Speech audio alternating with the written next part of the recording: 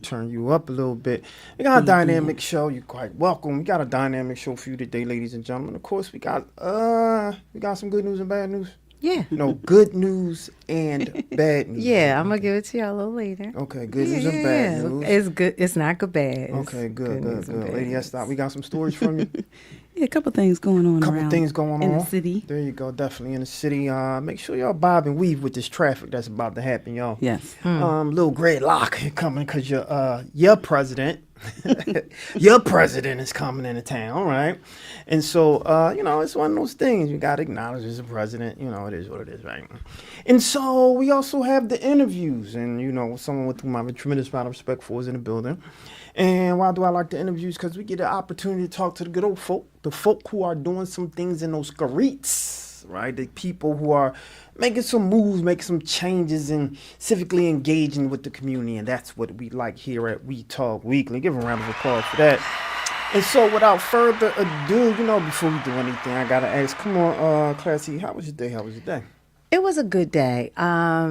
Emotional, good friend of mine, and a friend of our family for many years. He passed away a couple days ago, so they did a balloon release. Very good guys. Pillar in the community, always hooking. When I say connecting people, this man, if he found out that you did something and this person did something, he wanted to connect y'all. So it was emotional, but a lot of people came together and, talked about the memories about him. So, yeah.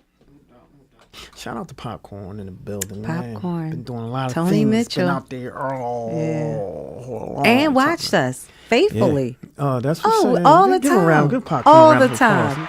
He'd be like, yo, Spark, I'm watching you. I was like, okay, that's what's up. Yeah. His physical not here, but he's here. Yes, absolutely. So no doubt, that's all good. No, for sure. Okay, no doubt. Mm-hmm. All right, Lady Esther, how was your day? My day was good. I've been just kind of trying to get stuff off my plate. Y'all know how I do. I like hit my goals. Yeah. Set goals, short-term goals, long-term goals, but them short-term goals help you get to that long-term goal. So just put them little notches down and knock them out one by one. It'll make you feel accomplished. I'm telling y'all. You be modest though, because this woman be doing so much. I'm not joking, y'all. I'm not even playing. One minute she's hosting, the next minute she's a wedding coordinator, radio host. I mean, like, it's the little things though, because guess what? Sometimes when little goals don't even require you to leave the house, right? It's those things that you set for yourself. I mean, anything that you've been wanting to do. Something small like updating a resume that we keep saying we're going to do it. No, just put it on the list and knock it out, I got a goal for you. I'm ready. Slow down, all right? Slow down. Yeah. Slow down. They're the easy ones. They're the ones that require, I said, not even leaving the crib, Yeah, no, slow down. Slow down. All right, see, what about you? You always be skipping that. Because it's a long day. Well, my days is just my days, Nothing changes, I do a lot throughout the day, Still, You take your own advice?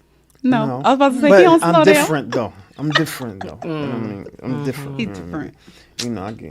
I get states to Greece, but I'm a little different.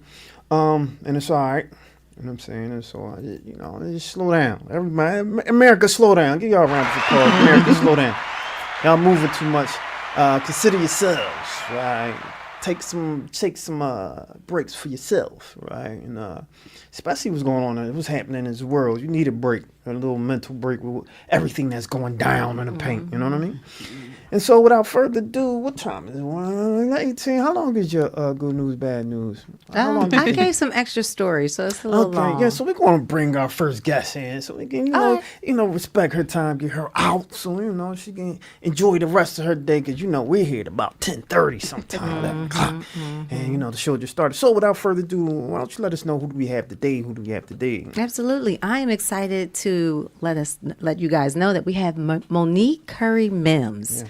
All right, follow these alphabets. She has an MBA, an MSED, CAP, and is the principal and publisher at Civic Capital, helping leaders drive social impact through philanthropy. With 20 plus years in nonprofit and foundation management, she empowers communities through advocacy and media. We are going to jump in and get more information on what she does. So y'all already know what to do. Let's give a warm We Talk Weekly welcome to Miss Monique Curry Mims. How are you? How are you? I'm good. How are you? Fantastic. Let me turn you up a little bit because I don't hear you too well. We gotta make sure you sound She good. may be a soft speaker. Yeah, yeah. Oh, do I need to speak up? Okay. It's a long day. It's Yeah, I my know. bedtime. Well, just scoot up just a little Scoot bit. up a little bit. There Oh, there it is. All right, There all right. it Don't be is. scared of the mic. Yeah, don't be scared of the mic. Don't be scared of the mic. You know how they use the term the alphabet people, right?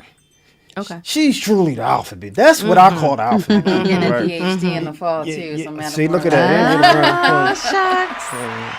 Round of applause for that. Never stop learning. never Never stop stop learning. learning. Always a student. You know, every time I lecture to the kids, right? I always like for the parents to be there. Because oftentimes the parent, go to school. You need to, okay, cool. School, I'll just say, look, parents, listen, moms, school isn't for everybody, but education is. Right? Absolutely. And so at the very least, get them those experiences so they can want to go to school, right? Because when I got to college, man, I wasn't a fan of school until I started getting into those groups. Those organizations, and I was like, all right. And then those people in those organizations, I started to become, a part of and around, and seeing them study. I'm like, maybe I need to start studying too. You know what I mean? It's just one But of those things it's a skill to that because Yeah. every kid doesn't learn they audibly, don't. That's right. Yeah. visually. Like you got to see what that way of learning That's for your right, child, that's for right. yourself, and then it could come, 100%. faster, or you have It's fun. not at it. even about school. Like I have all the letters, but I tell my kids, you don't have to go to college. That's right. Nice. If what you want to do doesn't require it, give me a plan how you gonna get there. All right. So I do have a daughter in college, but my son is still young, so he's trying to figure out his way. Yeah, He's yeah. only 10, Awesome. so he's got a little ways to go. Yeah, you got a little ways to go. Okay. And so while we're there, Well, I was going to start it off how C always starts it off with us. How was your day? It was long. That's why I'm tired. Yeah. It was long. Everybody, we got to get some Red Bull up in here or something. I started my day off at Boat. They have a quarterly alumni gathering, so I sat on a panel talking about fundraising and how to get money and how to work with funders. And then I was late but then ended up at PABJ's Women event. I am the VP of Print at PABJ, and we had an amazing event today, free event, Women in Journalism. Had some brunch, gave out some awards, and then we made our own fragrances, which was Oh, pretty yeah, dope. the Senate place. Did y'all go there? No, the woman from Delaware, she travels, so she came and set up shop. Oh, nice. And we just did it on site, so everybody got to make a fragrance and go home with it. It was a pretty dope afternoon. Oh, nice. That's nice. Monique, what time did you wake up this morning?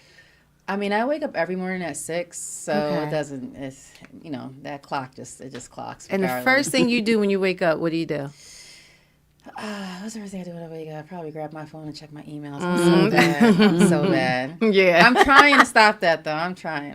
Well, long as y'all know, she says she's trying to stop that. Well, tell us, you mentioned about fundraising and, philanthropy. Tell us more on when did that light bulb go off, or when did that fire come under your feet? When did that all happen for you to jump into that? It's funny because we started this conversation talking about education. I actually went to school for architecture and architectural visualization, so doing 3D renderings and walkthroughs and animations and all that good stuff. But I was always a volunteer. I always thought that everybody has a life's purpose, so giving back was always important. And the first job that I got out of college was a summer job, at a local nonprofit. I was an assistant director at a nonprofit for the summer. And when I then got a job, I just didn't feel fulfilled, right? I was working in my field, making good money. I just didn't, it's like, I'm good at it. This isn't what I'm happy doing. And I was like, I'm going to start a nonprofit. So I started an arts education nonprofit, was able to grow that. Ran that for about 10 years. We ended up in 8 schools across the city, parochial, charter, and public.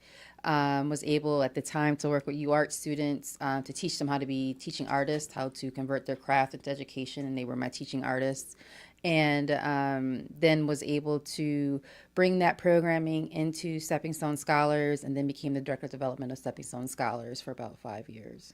So it was just a natural progression of following my passion and what I thought I was called to do.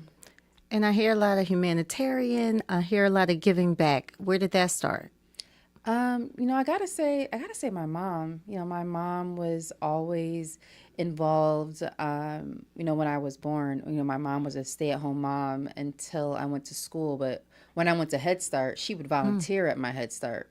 So she was just always engaged. Put me in Girl Scouts and did all those things.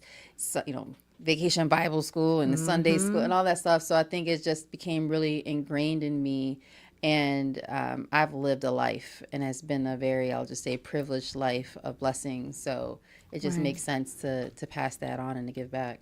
That's a blessing because, a lot of what I heard was like activities, and a lot of parents don't do that now. Like that's the key to me, to get that kid involved, to allow that kid to just develop in whatever it is that they want to do, almost like tire them out.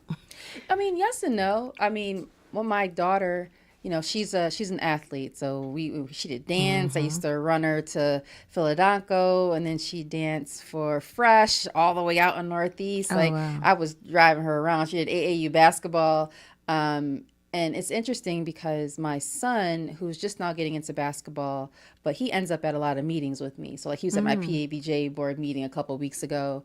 I work for myself. I work from home, so he's hearing me having meetings, things like that. And the other day, his teacher emailed me and was like, hey, just want to give you a heads up. After school on Friday, we're going to walk the kids over to drop off the food at the food pantry on 19th and South.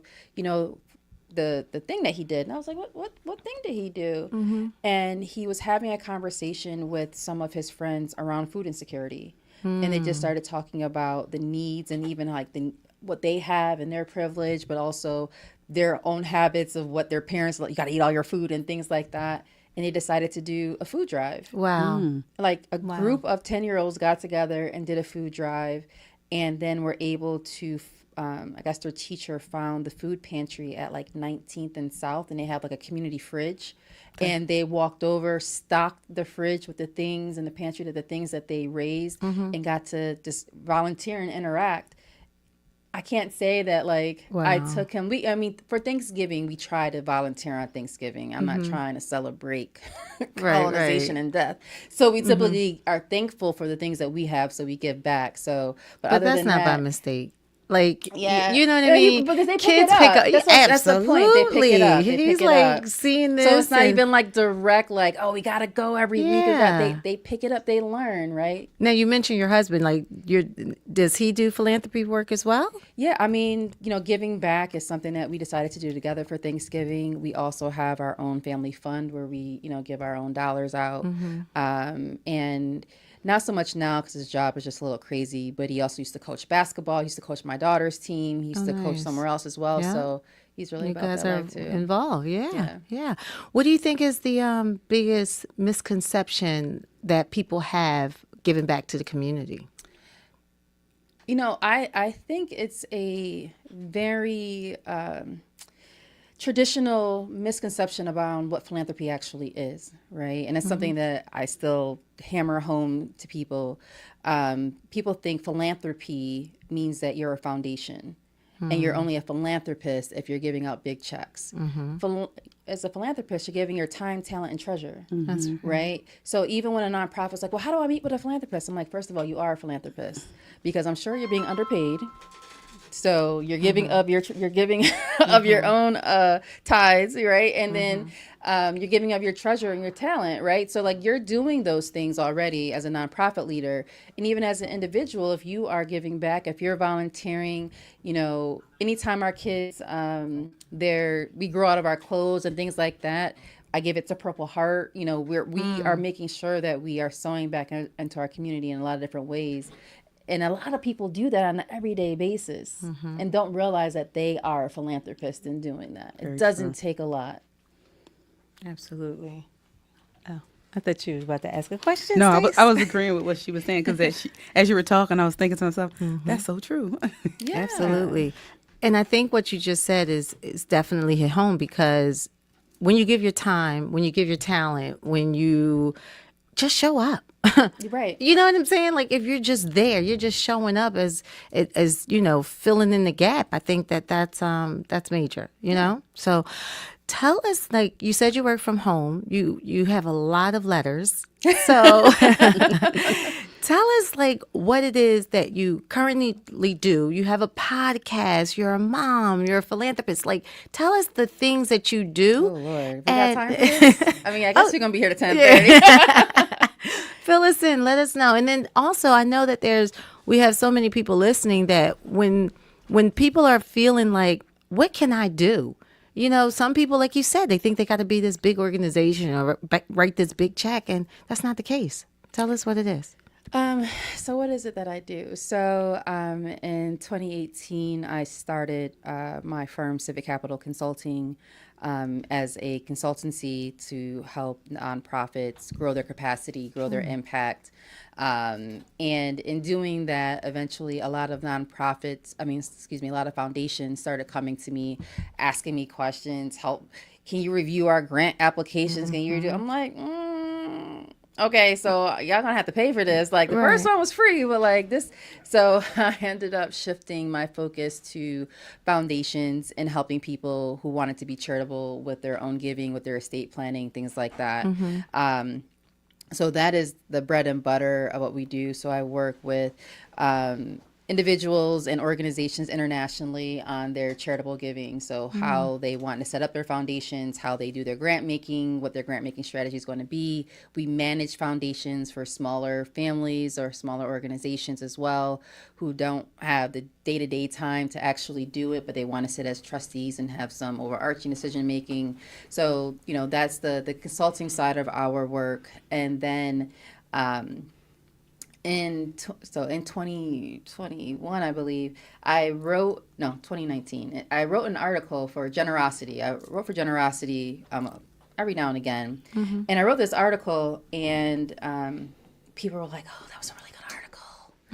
My board really loved it. I'm like, okay, that's great. The next month, this other woman who was not of Black persuasion wrote a very similar article. That article was retweeted, and everybody was yelling how amazing they it did was. The Michelle Obama and Melania, right? And I was just like, okay, when I wrote it, everybody was like, ugh. the whispers. When you wrote it, it was like on billboards. And first I was like, did she do that on purpose?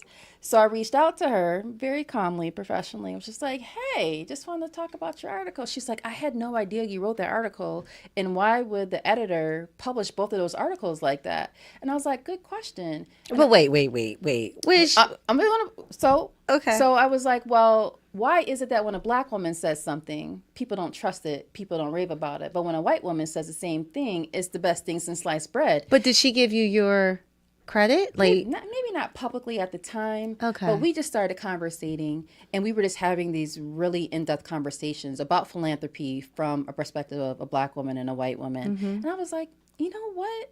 I think people want to hear this conversation. That. We could be the ebony and ivory of philanthropy. And we just started having our podcast. And the first year, it was just us, just talking. And then we started bringing in guests. And then one of my clients is involved with the Clinton Foundation. So they started listening to the podcast. So then we became partners of Clinton Global Initiative. Oh. And then we just started, our podcast went from Philadelphia to national to international. So she's your business partner now. Well, we don't. It's a hobby. We don't make any money off the Oh, podcast. okay. We don't charge for it. It's just free, but it does open up opportunities, other Absolutely. opportunities. Okay. Well, And I mean, then- I like the way the friendship melted together. Exactly, Like, that's exactly. nice. Yeah. And then in 2022, I wanted to write another article for Generosity, and the publisher was like, "Well, if you notice, like, we don't really publish anymore." Our editor went to go start the communities desk at the Inquirer. That's another conversation. And when she left, it just fell apart because she was the one that was actually keeping it together. She was running the day to day. And he was like, well, how about I just give it to you? He's like, I looked into you before this call. I've been looking for a new home for this. We want it off our books. How about I sell it to you? So in 2022, we started this year-long journey. And in April of 2023, I then acquired Generosity. Oh, wow. So And that's how I met this young man right here. Oh, nice. Okay. So y'all know each other. yeah. He was my mentor and it was a constellation, right? Oh, Constellation program with wow. LendFest. Yeah. I think that's an excellent transition to go into one of the reasons why you're here. Right. Okay. And so, as we talk a little bit about kind of like your journey, right, and some of the things you have been doing, one of the partnerships that we're in with you is Evie, right? And so, I would love to hear one. How would you define as we start or we go into a civics conversation, right? How you define civics on your own, and talk a little bit about the importance of engaging in civics. Yeah. I don't even know if I have a definition for that. So. I mean, we're actually having an event on that on Wednesday to learn more about that. Come through. But I mean, I think being civically engaged is the idea that you understand the way that I just want to say world works. Right? Voting matters, and it matters because the people that we elect into office control the way that our bills show up, our food show up, the way that what happens with work, and the way that our take-home pay, and the way that our garbage gets picked up. Like, there's an interconnectedness of our world, and I think being civically engaged and understanding what civics means in your community allows for you to understand that interconnectedness and also hold people accountable, right? Because we put people in office based on some promises. And a lot of them don't really come through. A lot of them aren't real promises, right? So being engaged is also understanding what they are and are not doing and holding them accountable as well. I'm not sure if they answered. I think you Yes, did. it did. Yeah. Yeah. So as we talk about continuing being engaged, what do you say to the young person, a young man, a young woman, who see certain people not necessarily being held accountable, right? What do you tell them when it comes to them feeling that, well, it didn't matter if I voted or not because still they're doing X, Y, and Z, right? But you're trying to encourage them, hey, your voice, your vote is your voice, right? What would you Right. say to that? Yeah. I mean, I think it really starts with voice, because I mean, voting is a majority. I'm putting it in quotes because electoral college and a whole other thing, right? But voice matters because one. So during my daughter is 18, so this was her first election. I'll give her a round of applause. Yeah, she voted. We went to go vote together. We voted, and she actually, I want to say lost friends, but like stopped speaking to people because she had a lot of friends that she realized were Trumpers and were coming out and saying all these things. And we were, with Generosity, I was like, you know what? I want you to write an op-ed about voting, right? They're like, you voted, your expectations and things like that. I said, but I want you to get one of your friends too, because I want to hear the other side of this, right? Love that. Nobody voted. None of her friends. They were all on social media and all these things and Trump, and none of them voted. Right? So you can say like, oh, I voted, it didn't matter, but also how many other people didn't vote? And I say that because your vote matters, but everybody else's vote matters as well. So using your voice to talk to your community and talk to your friends about the importance of that also helps because you're just one vote out of many. But if you bring everybody else's votes with you, that is where the difference comes in, right? Right. And then after they get in office, we can't just have these conversations at the kitchen room table, right? We can't just be complaining about this happened. You need to go tell them. You need to go tell the politicians. You need to show up at their district offices. You need to be calling and writing. In January, when they did that federal freeze and they were like, oh, it's not going to touch anything. We're just doing this. It touched everything. And the way that everybody rallied, philanthropy and everybody and sending letters, that turned around very quickly. right? They're like, oh, my bad. Well, unfreeze these things, right? That's because people spoke up. People were like, oh, this is how it's hurting me. And people are like, oh, wait, it is? So then they was like, okay, we're going to go make these calls. We're going to send these letters. Everybody sign this petition. Right. If you're not doing that, Do you Doesn't believe matter. that when you don't vote, you've already voted? oh, definitely. Definitely. I mean, that just showed. Yeah. Right? It just showed. It showed then. It showed in 2016, right? And I think that we get comfortable. Everybody gets comfortable. I remember there was a program. It was called, what was it called? I forget, and I was in it. But it was a program that was training people to be politically and civically engaged. And when Obama got elected, they stopped running it. And I was just like, wait, like I was in like the junior cohort and I wanted to go into the advanced cohort. And like, oh, we're not doing it anymore. I'm like, why not? They're like, oh, because Pennsylvania is now blue. I was like, you're older than me and I understand that that's not true, right? Like that was just this election. We are a swing state. States. Yeah. Right? And just because we went blue twice does not mean we're going to go blue a third time. And we didn't, right? And we just get so comfortable and we're like, we won, that we let go. When after the election, we did a article, and I have to give the Republicans credit, and I will not say that lightheartedly, I already know because where you're going. they were out in the streets way before the primary. They did I didn't 4 see- years prior to You know what I'm saying? That's The right. way that they flipped South Philly was because they were talking to people about their morals, about their beliefs, and how the Republican Party aligned with it, right? Where were the Democrats? We're the Democrats right now. I don't know if we know, but we in midterms. There's about to be I haven't Where are heard they? anything. Right. Where Why are they? start? Where are Where they? are they? And Right. I can't stand, and I'm sorry, but I can't stand all of these press conferences. Hold on, let me give you a round of applause. You hitting on something, trying to It's get like, on my I soapbox. need you to get off the press conference and go do something. That's right. Yeah, yeah. And I also think that when you're starting to put the vote out, it should start when they're younger. Yeah. Don't just start on the presidential. You got the state and local that really suffers. Well, that's education, right? I don't think I realized till I was a voting adult that, I mean, the president has power, but he don't have the power. right. And we're not taught that in school. We're taught about the branches, but they focus a lot on the election. Yes. And that is why people really only show up on a presidential election.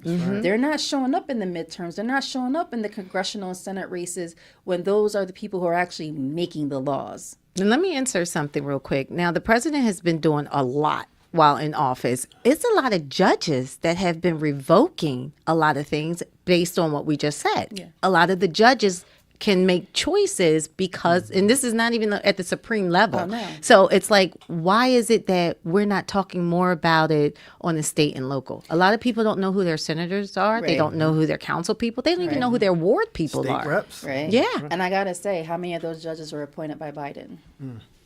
Let me give a round of applause for that. We're touching on some stuff that 100%. Hold up. So I mean, we have to think about it, and you know, I just don't think, again, it goes back to that interconnectedness and understanding the way that things work. And I don't even have it figured out, all of it out.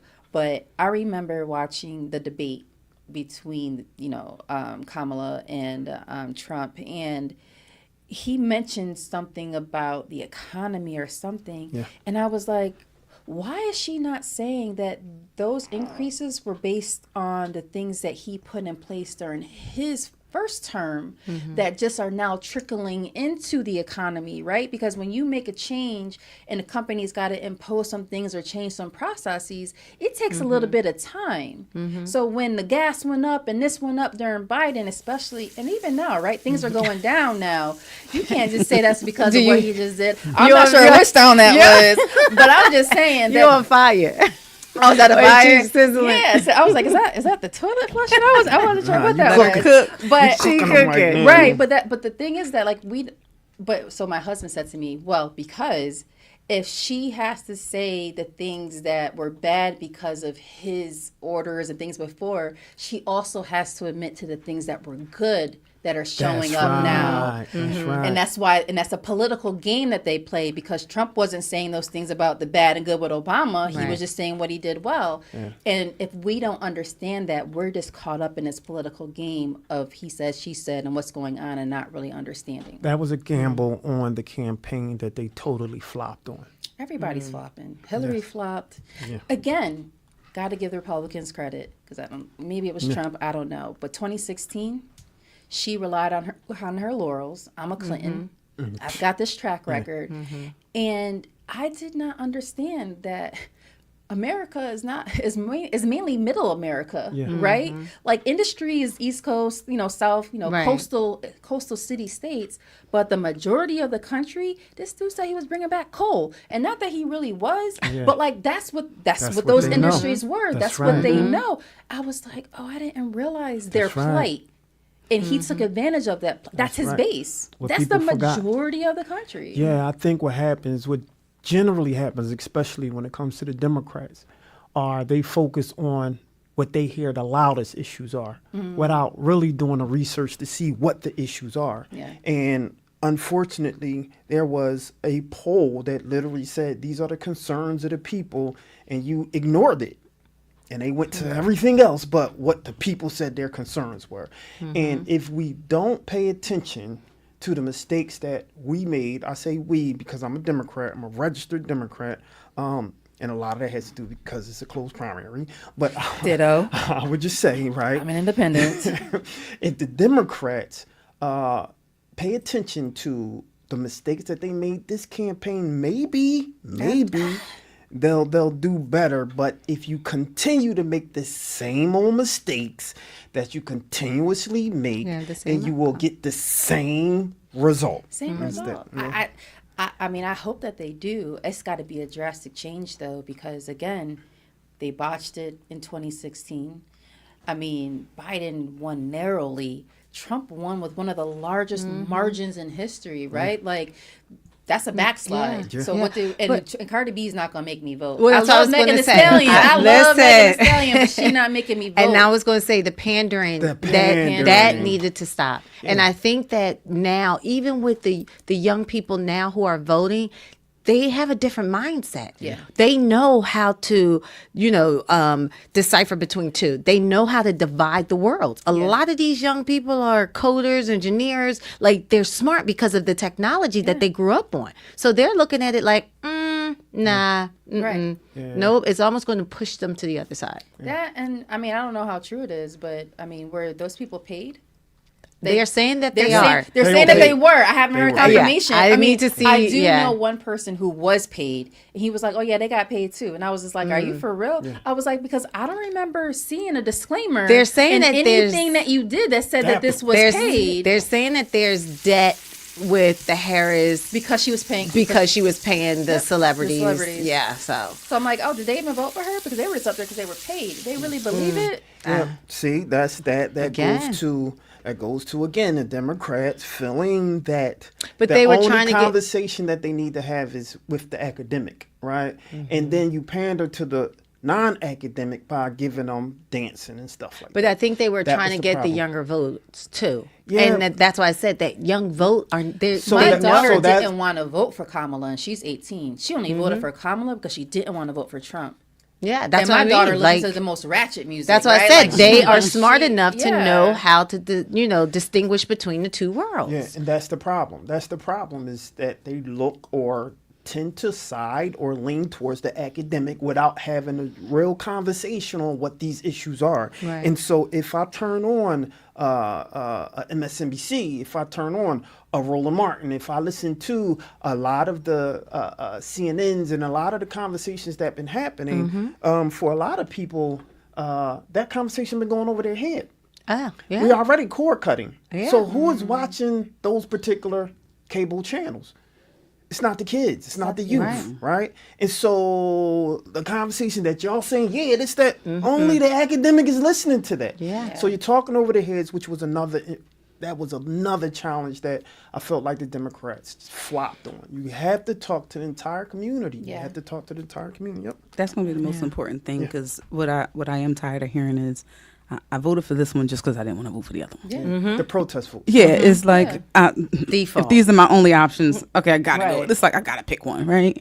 And our system is just built. I mean, I got to be honest. I know in the local elections, I didn't vote Democrat, Republican. There were a couple of, I think it was First Forward or Forward. That one guy, he ran. I think he ran for president, and everybody was going to get like.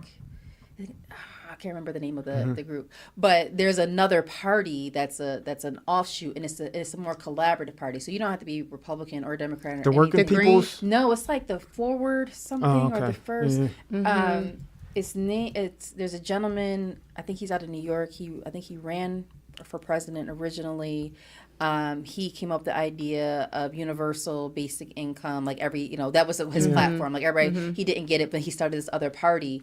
And I mean, there was a gentleman that was running for AG that was under that party. I was like, I'm voting for you because they were looking at more of this kind of like collaborative base. Right, like this is not just this two-party system isn't working. Yes. We got to cut across the aisle. We Yeah. all have to come together, and that's what that party was focusing on. And that was another problem. There was a lot of people on the blue side saying, how dare you think of another party to vote? How dare you do that? And a lot of the finger wagging. And unfortunately, what happens is that split the Democratic vote. Yeah. So now you have the Jill Steiners. You Right. have even the Yeah. only person that I've been seeing really picking up some momentum actually is Bernie Sanders.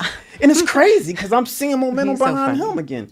And so again, Because he's getting real feisty right now. but see, but we need more leadership in the Democratic Party. Yeah. But I was also going to say, and then I want to ask you something about nonprofit. But even though, let's just not the independent and the other parties, let's just look at Democrat and Republican. There's really 4 groups of that because you have 4 groups of what?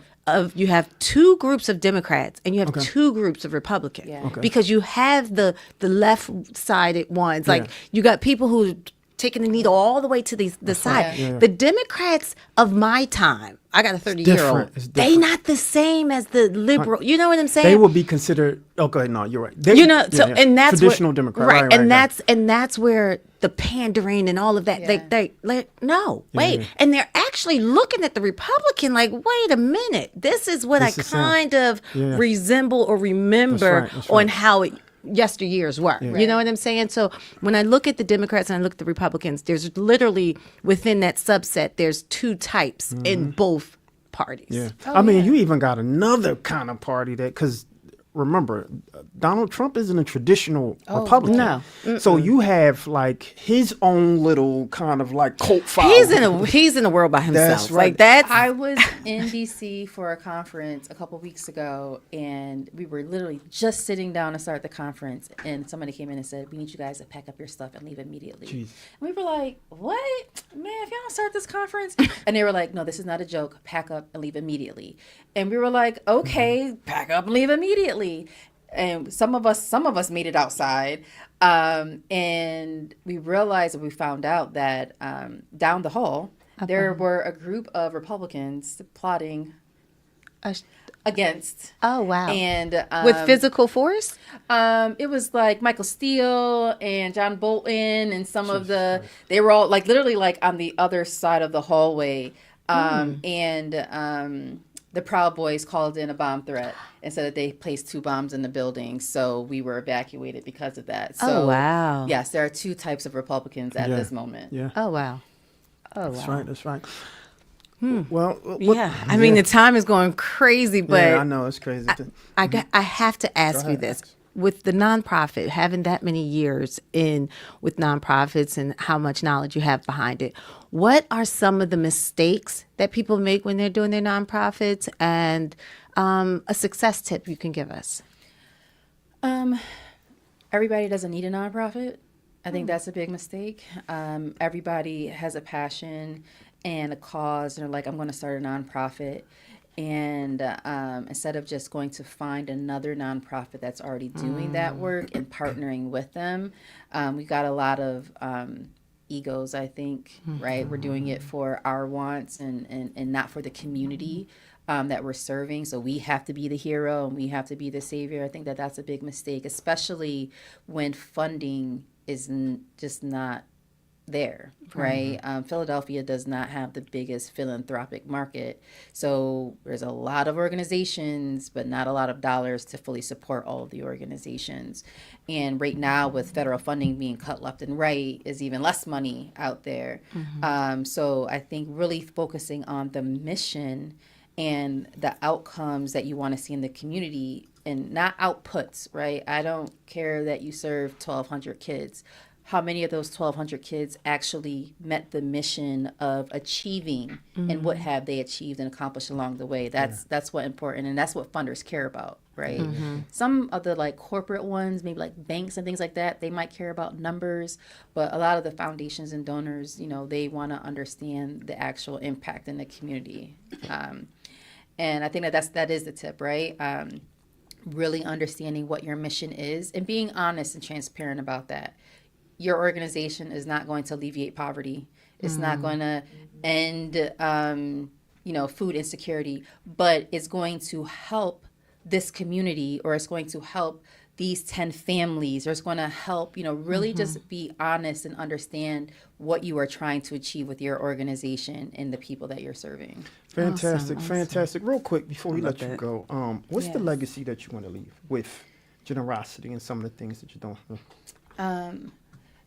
I see generosity as a tool for impact and accountability. I think that really being able to highlight the change, we no longer focus on organizations. When Generosity was founded in 2009, and it was founded to highlight nonprofits, and then it was sold to Technically wanted to highlight the business of nonprofits. And now that I have it, I'm like, I want to highlight the impact, because there's a lot of organizations and a lot of dollars. It's almost a $7 billion market where foundation dollars are going into the community. But our communities have not gotten better. And some of that just because of life, like lives, right? Yeah.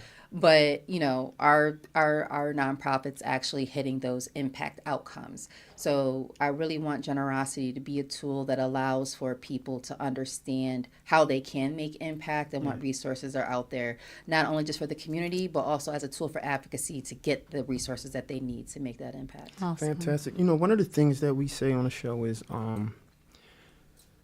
it's a lot of organizations like yourself, right? And unfortunately, the community doesn't know, right?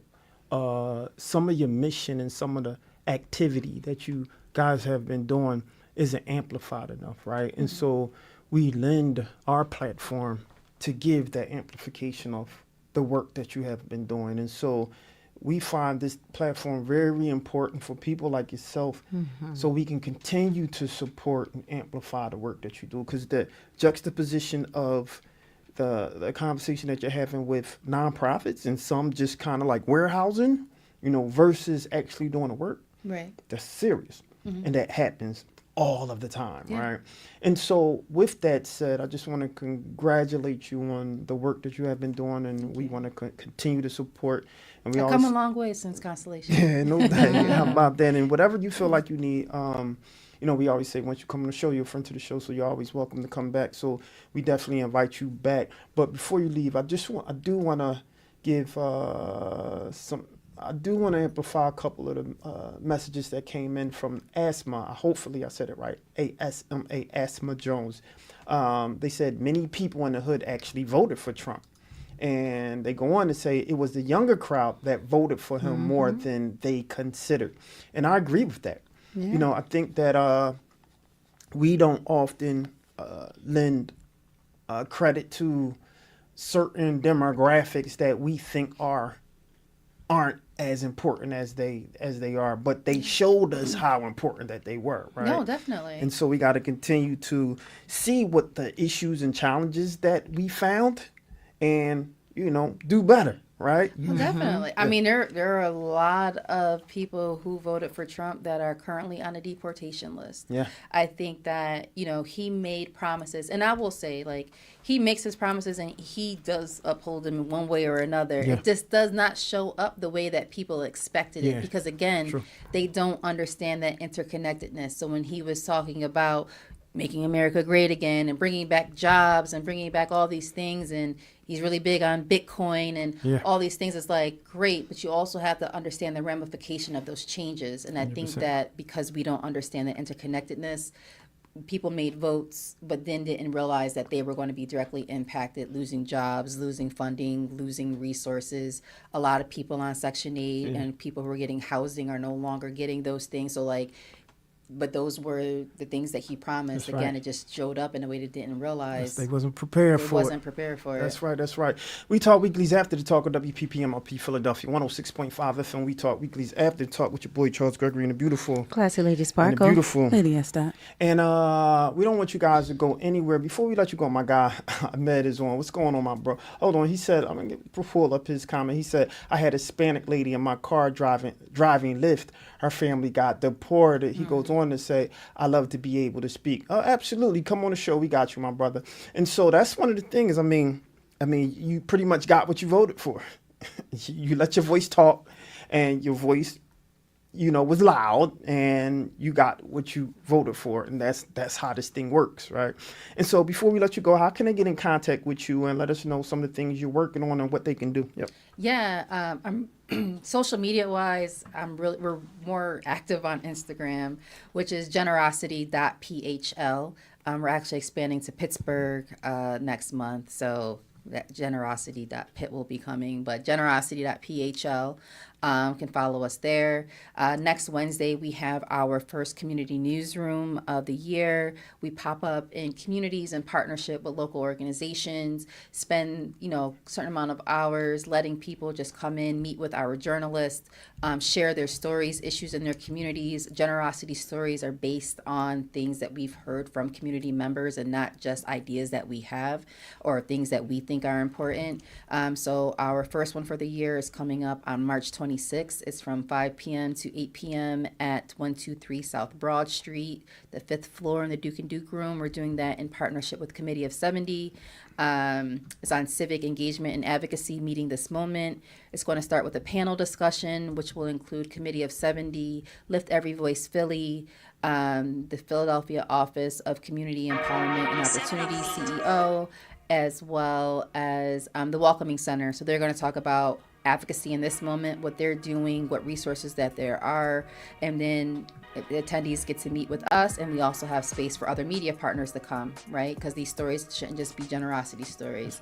And then if you want to create an advocacy video for your community, we have an activation room where you can create your own video as well, and we'll send those to you. Nice. Fantastic.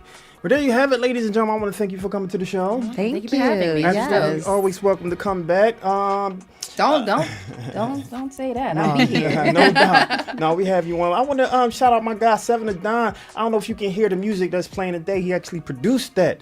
My guy, appreciate you, my brother. This is a super producer. Been doing a lot of things. Got a lot of music out there, so I want to give kudos to him. We should put that as our going to commercial break. I like it. Oh yeah, no Yeah, doubt. Shout out to my yeah. guy Seven.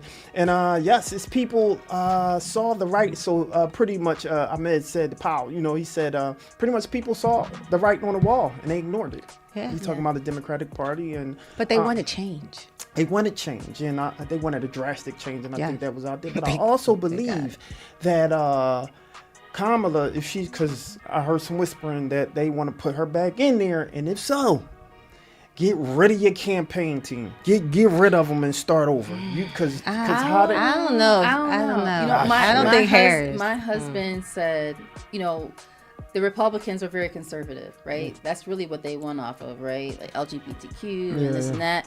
He was like, there was never going to be a black woman in office because America is just not ready. they're not ready for it. Well, I mean, I wasn't ready for Kamala. no, but Hillary. this is the Women, thing. women, period. Yeah, but see, this is I the get thing. I feel like he I don't think it- he only keeps winning because he's running against the women. But that's true. But I think that the Democrats didn't learn from Hillary, right? Oh, no. And he beat Hillary, right? Not Do you- by a long. It was But was close. it doesn't matter. He beat Hillary, right? Yeah. And then you put someone, black woman, who look like, out of all people like us who look like us, a black black woman at the last hour. Do you really think that she had a chance? better I mean, than she Hillary? did do her thing. I'll She give did her her that. thing. In She the did her last thing. hour, she In the last hour. she did No her way. thing within that hour. I just feel like she's not as likable. I just don't. I'm like with your daughter. I don't know what it is, but just Kamala is just I not. really don't like her yeah, voice. yeah. I'm not on that pick. Look, he said, what about Jasmine? Jasmine is too much. They're scared of Jasmine. Jasmine. Oh, yeah. She wouldn't last a minute. in there. Bleach, Jasmine wouldn't last a minute. No doubt, no doubt. All right, y'all. So I don't want y'all to go anywhere. This your boy Charles Gregory, the beautiful, Classy Lady Sparkle. and the beautiful, Lady Esther. and the beautiful. Peace out. It's Monique. There you go. Yeah. And we'll be. Oh, he said Jasmine Cracker. No, Jasmine Cracker don't got a chance, my brother. So I don't want you guys to go anywhere. When we come back, we got another interview. I think I'm gonna go to one of my I'll go to one of my young reporters who's been doing a lot of things, and this is what I love about our youth. They're smarter than you think. And so check out Willow, who actually interviewed her grandpa about some civics. So we'll be right back after this show. Hi, I'm Willow Jordan with Youth Civic News, and I'm here with my grandfather. Willie Jordan. And G-Pop, what brings you out tonight? Well, I'm here to discuss the importance of the election that's coming up, and the important of responsibility that we have to do is get out to vote. What is your role? I wear many hats, but one is a community activist, and that means to keep people aware and make them informed on the issues of the day, so they can come out and make a real good choice on voting for the right candidates. What are some of the issues you see? Housing, education, transportation. There's a lot of things. Anything that we do in our lives has to do with elections, politicians, elected officials making those decisions. The amount of time that you stay in school and the amount of days you stay in school is based on what some elected official came up with. How important is it to vote? It is very important. It's not just important, it's responsible. Voting is not a selfish activity. It's a selfless. You vote to help others. So as you help others, people help you, and it'll be a better world, a better city, a better country to live in. Where do some of your beliefs come from? Well, my belief is based on, I guess, I would first come from my home training. My parents told me the importance of civic responsibility, caring, loving, sharing, being involved, being responsible on your actions. Is there any positive knowledge you would give to the people who don't vote? I would tell them, if they can't come up with a reason why they should vote for themselves, come up with a reason why they should vote for someone else, for their parents, for their children, for more street lights, how they want a better community. Do it for someone else. I'm Willow Jordan reporting from Youth Civic News, and I'm here with my grandfather, Willie Jordan. Thank you. You're welcome. Hey, this is Roxanne Shante, and your week cannot be complete unless you listen to or watch We Talk Weekly. Please believe me, baby. We just want to get a little background as to who the Fantastic Noise is and the noisemakers. If you can let us know. Yes, absolutely. So once again, I am Fantastic Noise. I am the original noisemaker, so no one's going to make as much noise as me, okay? And right here we have the Noisemaker Band. This is only half of it. The other stuffs are upstairs. My Kevin Lamar, Lonnie, and Dobbs, who are the actual band members. These are the background singers. And we came to make some noise. We came to bring that noise today. That's what we tried to do. That's it. Right. Yeah. And how did you guys get together? Oh man, so it started with, I've been doing this on my own for almost 3 years now. And man, I guess each of these people here have different background stories. Most of us went to the same church together, and we just kept going. This one, her here, this is one of my assistants here, one of like my biggest supporter, my biggest shooter here. She's an assistant. So we just been building, and the same thing with upstairs with the band, just meeting through people, kept networking, kept seeing, and it was just like God ordained. Bam, here we are. Awesome. Yep. Well, could you guys do We Talk Weekly a favor? Yes. Can you give us a drop in a melody type way? Oh, a melody type way? Yes. Okay. So we talk weekly? Yes. Okay, so we're gonna do something like this. We talk weekly, come and hear us. We talk weekly, come and hear them. We talk weekly, come and hear them. We talk weekly, come and hear them. We talk weekly, come and hear them. We talk weekly, come and hear them. We Talk Weeklies after the talk of WPPMLP Philadelphia 106.5 FM. We Talk Weeklies after the talk with your boy Charles Gregory and the beautiful. Classy Lady Sparkle. And you're beautiful. Lady Esther. And we are here today with someone with whom I have a tremendous amount of respect for. We've been following each other for a while. And I seen him jump into something that I'm like, oh, okay, my friend, you know, we need to talk a little bit. You know, I like what's going on here. And I think, you know, we need some energy. We need some energy. And we need to be more civically engaged in one of the races that we don't normally talk about, and that's our judges, right? And so without further ado, Classy Lady, who do we have today? Today we have Mike Huff as a dedicated attorney, activist, and proud union member from Northeast Philadelphia, the first in his family to graduate from college and law school. He spent 30 years fighting for justice, earning accolades like the Award for Courage from Association of Criminal Defense Lawyers of New Jersey. And y'all already know what to do. We're going to give a warm We Talk Weekly welcome to Mr. Mike Huff. Welcome. Thank you for having me. Absolutely. Thanks for coming. How are you, my friend? Amazing. Thank you. Oh, fantastic. He has a radio voice. Yeah, no doubt. One is great to have you on. And as I stated, you know, earlier, we've been following each other for a while already. And I saw that you threw your hat in the race for this race of judges, right? And so before we go into like your background and everything, why don't we talk a little bit about let's start with how we got here, right? So you're an attorney, you have a dynamic resume, right?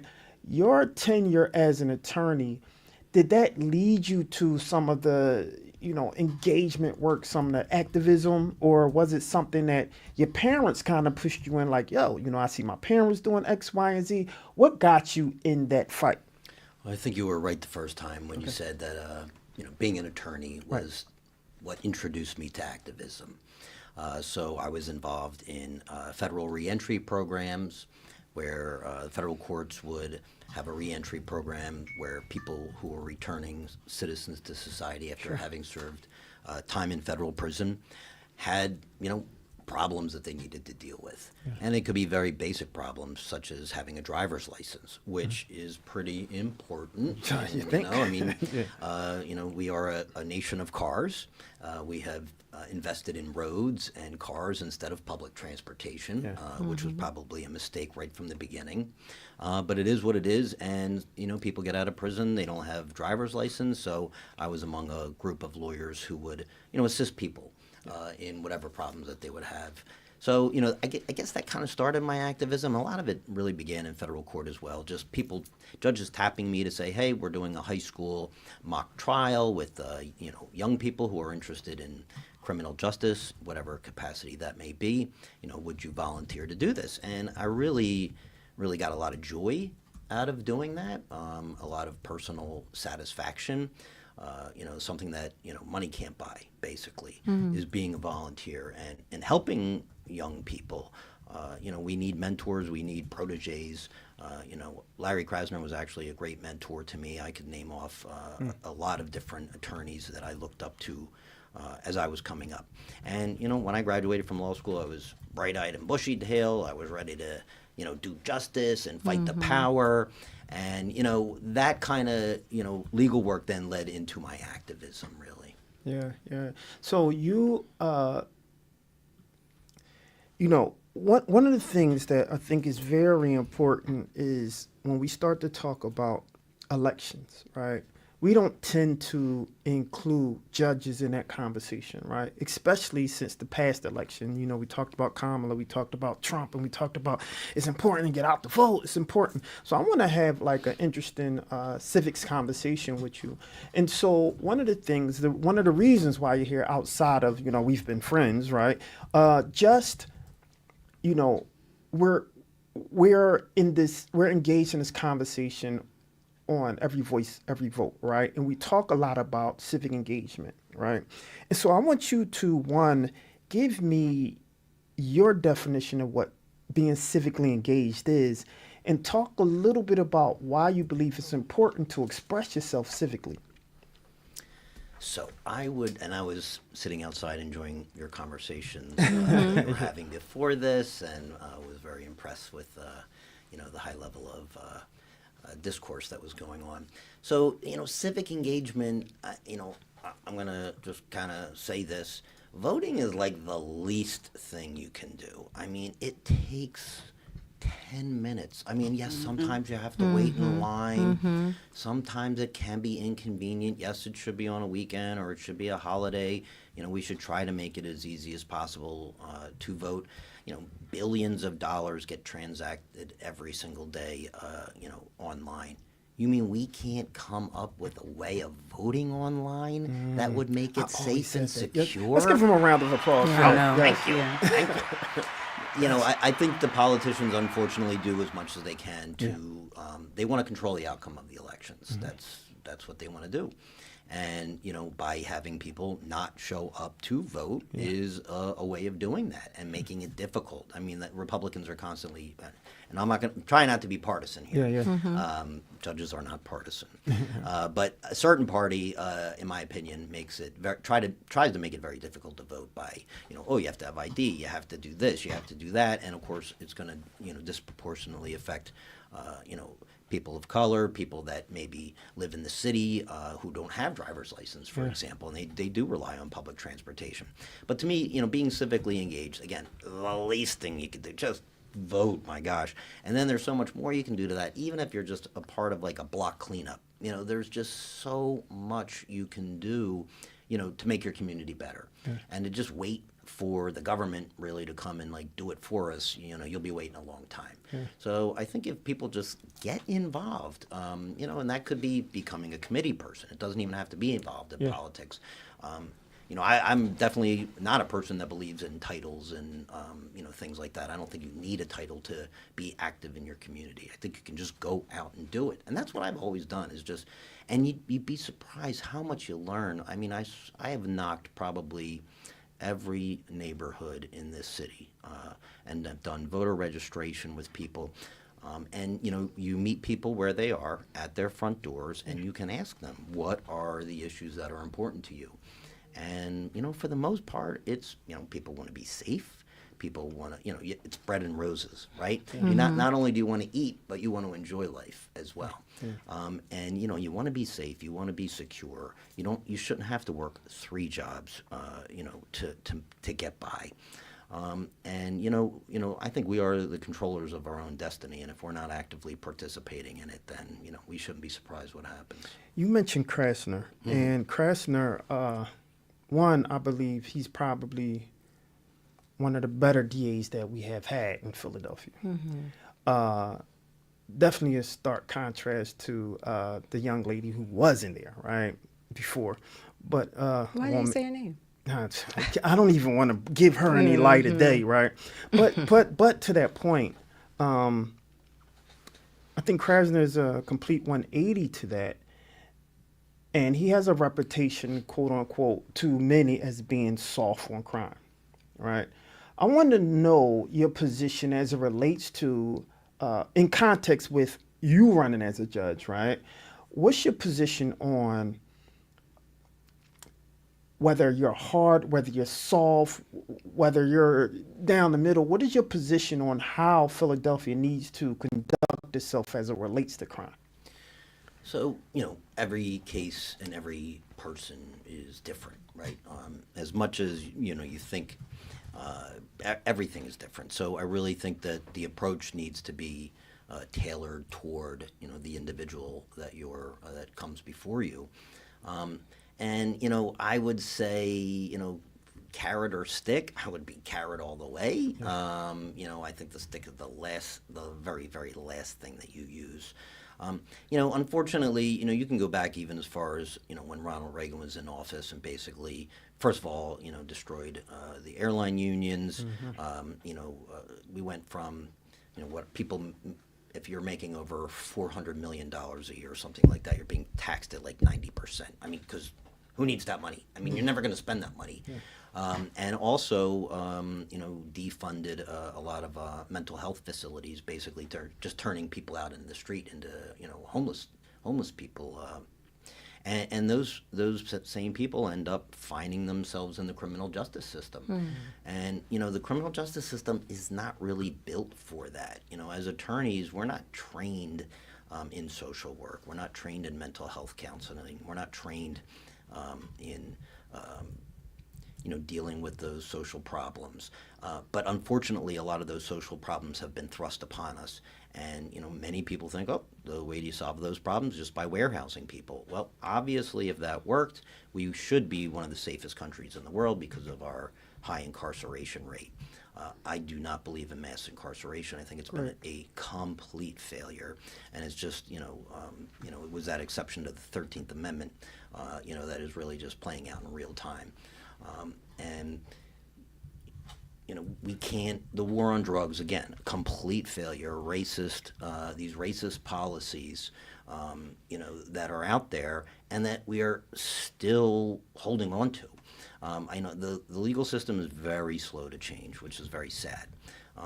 But, I think that's why we need good people. Yeah. We need good people that are going to be in there. And, there's the saying that if all you have is a hammer, then all your problems look like nails. Because we have inherited, many of the country's social problems, we should be equipped to handle those problems.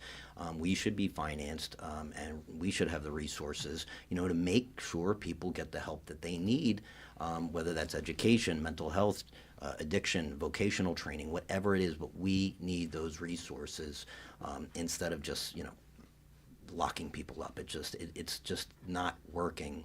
And I don't know if it's even going to change in my lifetime. I really don't. But I really hope that it does because, we can't continue to go on like this.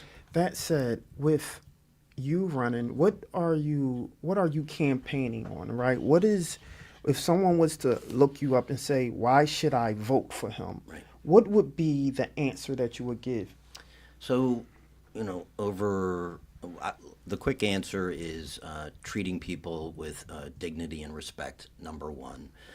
That really, you would think it goes without saying, but it doesn't. And, being fair and impartial. And again, you're like, well, these are the things that a judge are supposed to do. You're just saying you're going to do the things you're supposed to do. I am telling you, after 31 years of experience, not all judges are the same. You can walk into any courthouse. I don't care if it's Philly, Jersey, D.C., wherever.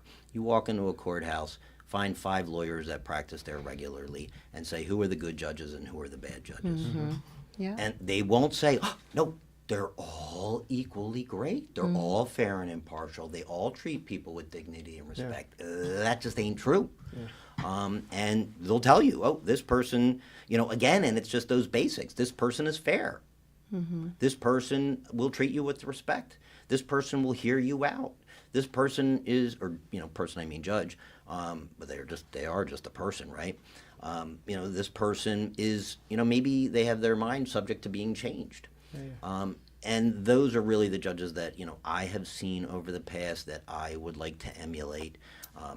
And again, it sounds, I guess, cliche, but, just to be one of those people, if a lawyer, and clients know it too. If you're sitting next to a client and you're on trial, they see what the judge is doing. And if their judge is putting their thumb on the scale of the, in favor of the party that they think should win, that ain't justice.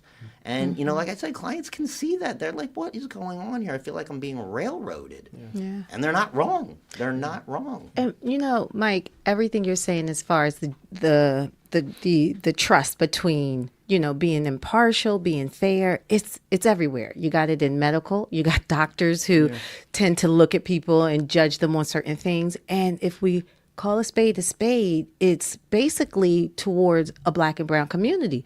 And unfortunately, here in Philadelphia, with all of the justice systems and things that the mass incarceration, what are it called now? Terry stops? Oh, the, that's what she would like to call okay, it, yeah. you know, those type of things. What do you believe is the biggest challenge facing Philadelphia's judicial system right now? And as a judge, how would you address that? Because a lot of our kids are in there, and there's a study that was done that said most kids who got locked up under the age of, I think, 23 or 25 would not have committed that same crime, but they're doing 20 years for the crime that they committed. Yeah. So where's the rehabilitation in that? But Right. go ahead. Well, yeah, I mean, these are such great questions. So what is the biggest problem with the judicial system? You know, I would say In Philadelphia specifically, though. Sure. And again, I think it's really a plague that is, you know, it's not just Philadelphia. These are really problems that occur throughout the entire country.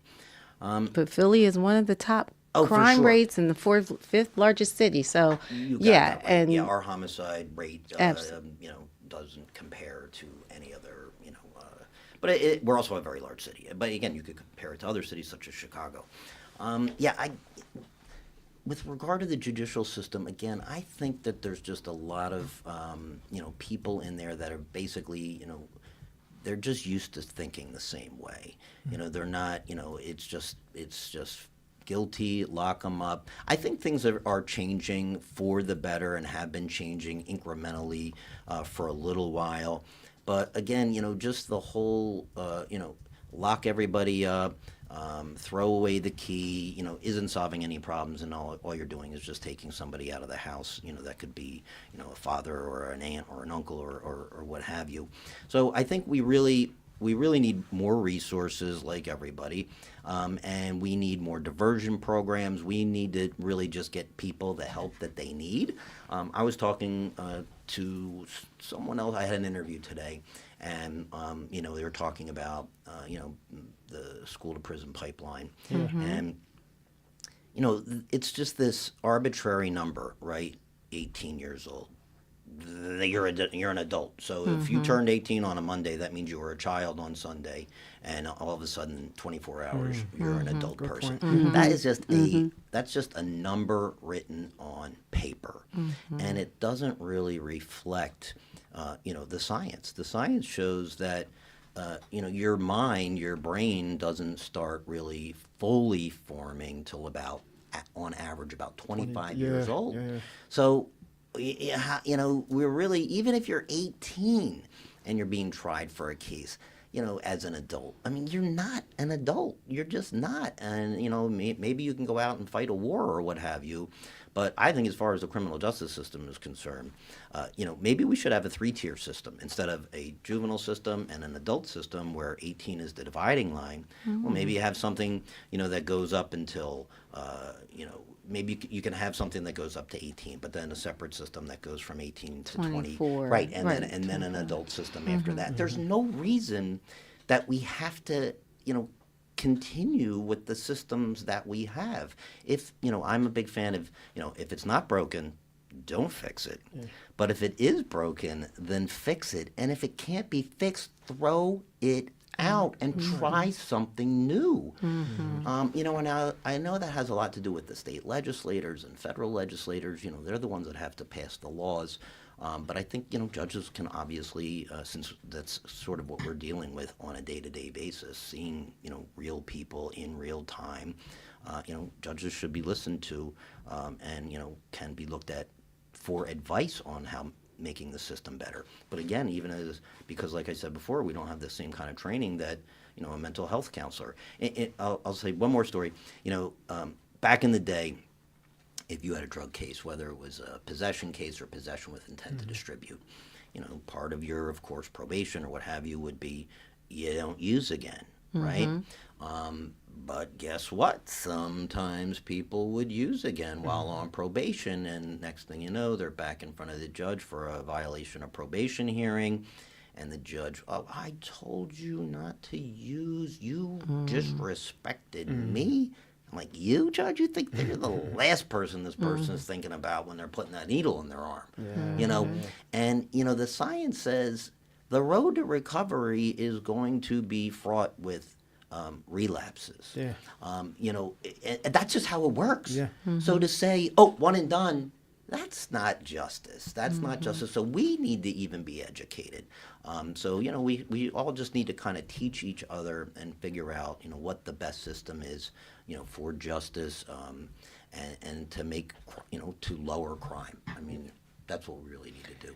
For those who don't know, since as we're talking about educating the community, right? For those who don't know, what are you running on? Like, what court are you running for? Did you get your campaign number yet? Your poll number yet? Like, can you explain to the people one kind of what you're campaigning on and what sitting you're looking to fill? Mm-hmm. So Philadelphia is a two-tiered judicial system. We have what I would call the minor court or the lower court, which is the municipal court. And then the court above that is the Court of Common Pleas. Now, again, most of my experience has come in criminal law. So I'm not speaking about civil here. I'm not talking about family law. Most of what I'm going to be speaking about is in the area of criminal law. So the lower court, which is our municipal court, it is a trial court. It's a trial court for misdemeanors only. They can do summaries too, which are below a misdemeanor, which would be like a non-traffic citation, they call it. But they can hear misdemeanor cases and try those cases. Now, those are tried without a jury. That's just tried with a judge alone. And of course, you can't deny anybody the right to a jury trial. It's a constitutional guarantee, even for misdemeanors. Some misdemeanors you can. But for the most part, you're allowed to have a jury trial, right? So Philadelphia Municipal Court will dispose of probably 98% of all misdemeanors. That frees up the Court of Common Pleas to take care of more serious cases like we talked about. We have, we obviously have the most serious cases in the state. So that's the municipal court, right? No jury trial, can take care of misdemeanors. But if you get convicted of a misdemeanor in municipal court, you can appeal it to the Court of Common Pleas because you have right to jury trial.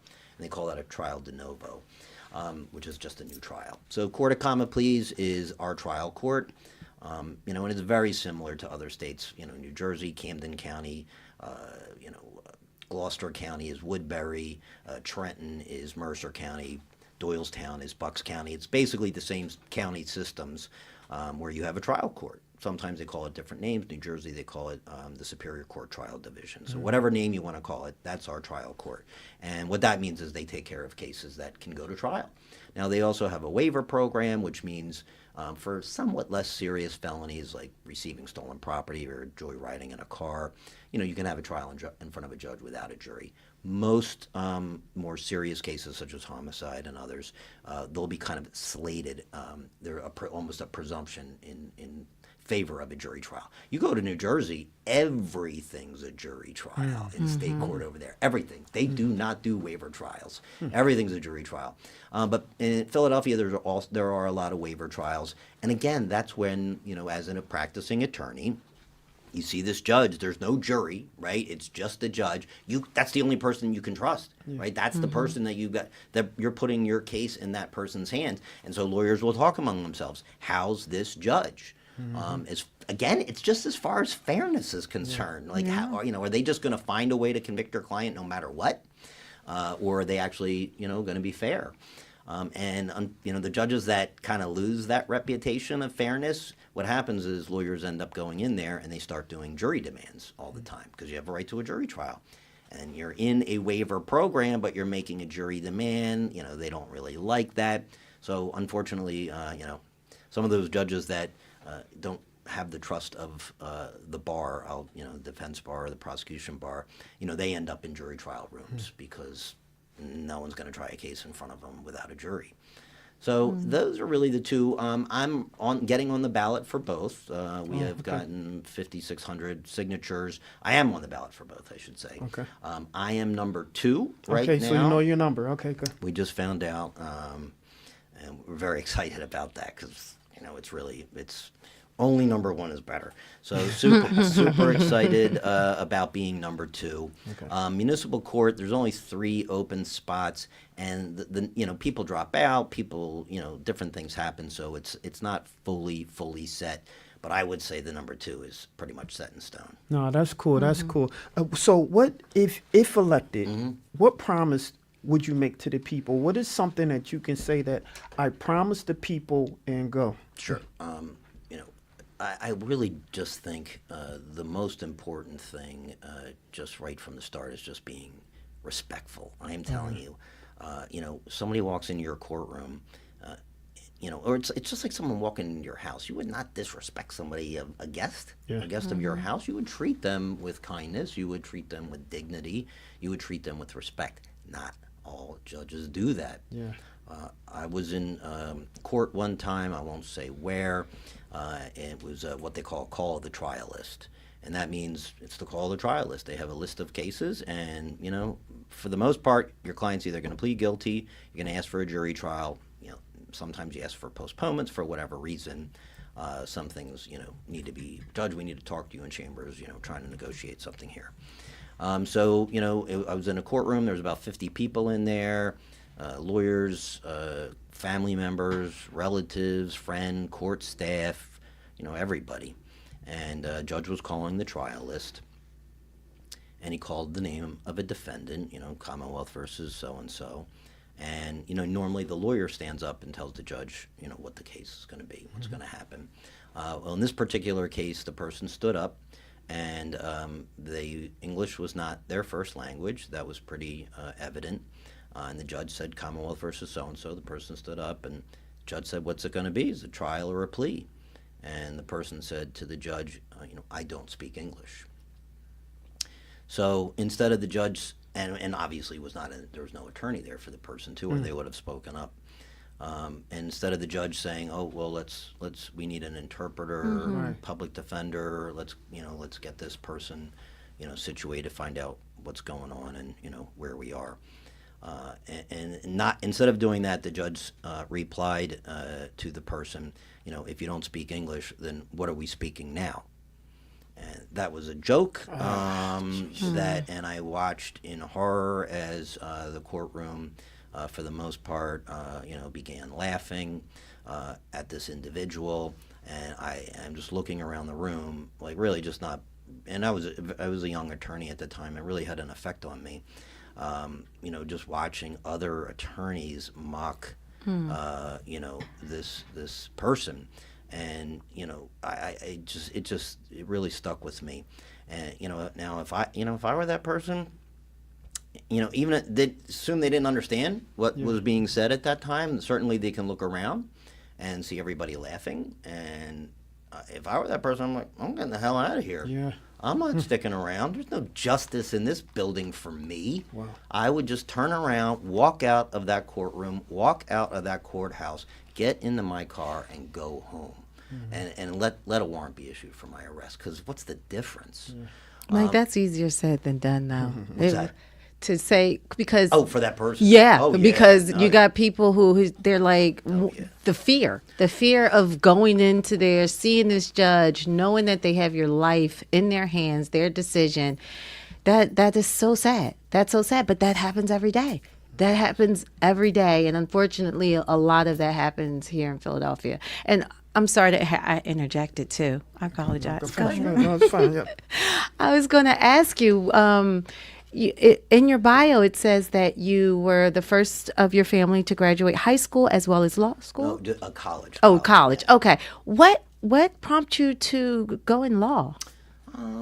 It's a really good question. And again, I think it was probably a friend of mine growing up.